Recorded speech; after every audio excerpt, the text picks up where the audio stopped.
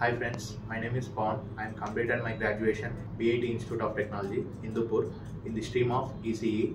I am looking for a testing tools coaching center nearby my locality or in any else in the Hyderabad. My friend suggested for a VQ. There is a demo sessions. I attended the demo sessions. Demo sessions అనేవి చాలా మంచిగా అనిపించాయి. Manohar sir teaching అనేది నాకు చాలా బాగా నచ్చింది.